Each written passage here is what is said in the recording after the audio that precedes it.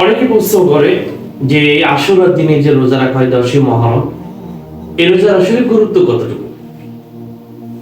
এ সম্পর্কে আমাদের হাফসা রাদিয়াল্লাহু আনহা তিনি বর্ণনা করেন, আর বাউলাম ইয়াকুন ইয়াদাহুন্না নবী সাল্লাল্লাহু আলাইহি সাল্লাম, রাসূল করিম সাল্লাল্লাহু আলাইহি সাল্লাম এই চারটা আমল তার জীবনে কখনো বাদ দেননি, দাইমান তিনি সর্বদা করেছেন।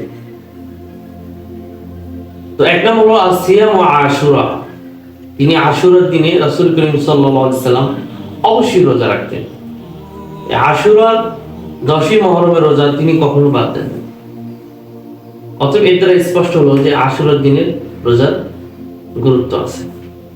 ওয়াল আশরা, এবং জিলহজের প্রথম 10 দিন রাসূল করিম সাল্লাল্লাহু আলাইহি সাল্লাম রোজা রাখতেন, এই রোজা তিনি কখনো বাদ দিতেন না।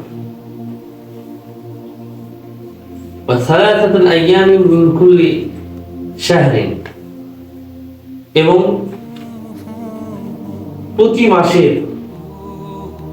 3 দিন যে রোজাকে আইয়ামে বীজ বলা হয়, এই রোজা তিনি দাইমান করছে, কখনো বাদ দেন না।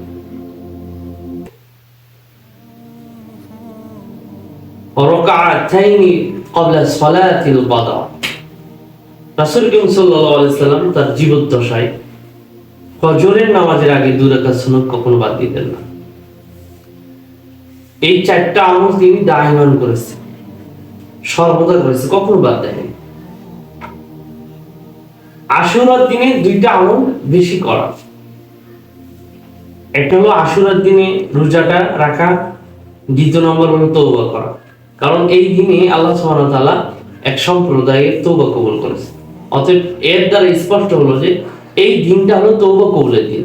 অবশ্যই আমরা এই দিনে রোজা রাখবো এবং আল্লাহ সুবহানাহু ওয়া তাআলার কাছে নিজের ভুল ত্রুটির জন্য ক্ষমা চাইবো এবং আল্লাহর কাছে বেশি বেশি দোয়া করব।